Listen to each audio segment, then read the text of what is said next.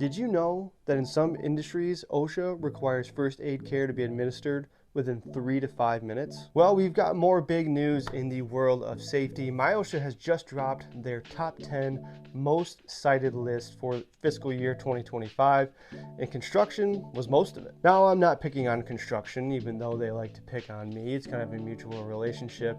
The numbers don't lie. 5 of the top 10 citations from MIOSHA are actually directly related to construction. So the ones we're going to be talking about today are actually the most and second most cited violation in 2025 per MIOSHA. The first one being accident prevention program, and number 2, first aid training. We wanted to focus on this one because OSHA standards and regulations aren't super clear. So we wanted to break those down for you, as well as talk about a few products that can help you administer first aid care in a much quicker fashion. So the core standard that we're going to be breaking down today is 29 CFR 1910.151, which basically requires employers to ensure medical personnel are available for advice and information. The key phrase that they use is near proximity. Obviously, this is relatively subjective. So what does that mean? And let's break it down by industry. Essentially, what all of this is going to boil down to is if you don't have an EMT or a hospital right across the street, you are going to be required to provide first aid care for everyone on site. For industries like retail or office space, somewhat like this one, we don't face a ton of life-threatening hazards, and if you do suffer an injury, in theory, it's not something that's going to require immediate medical care and can allow for a little bit longer response times to administer that care. So the numbers that you need to focus on, depending on the hazards you face in the industry that you work in, are 3 to 4 minutes for high hazard industries, things like construction, manufacturing, anything where you're working around power tools, big machinery.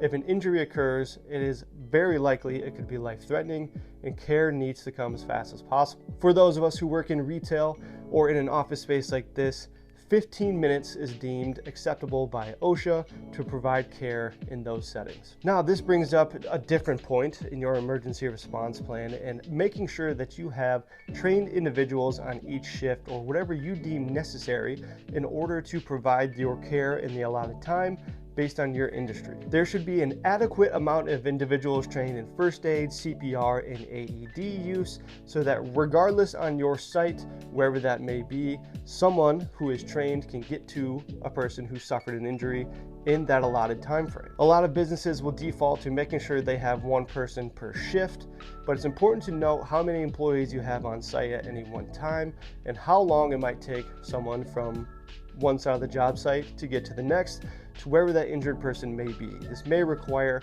adding more people to be trained in first aid, AED, and CPR use, just so that you can be ready in the case of an emergency. The second part of this is making sure that your facility is correctly outfit with the amount of first aid kits, AEDs, and other supplies a trained person might need in order to respond to an emergency. This means that everything is also signed properly and very visible, so if anyone needs to grab and use those supplies, they know exactly where they are, exactly how to get to them, and hopefully exactly how to use them. Now, if you're currently not able to provide first aid care, and in some cases as little as 3 to 5 minutes, we wanted to showcase one product that can definitely help you do that. This is the Emergency Response Kit from First Aid Only, a completely and fully mobile first aid kit.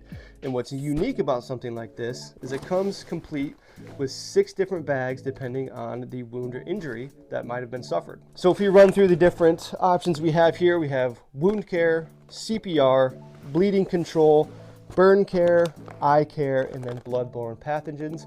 Essentially, the first responder can get onto the scene, assess exactly what's going on.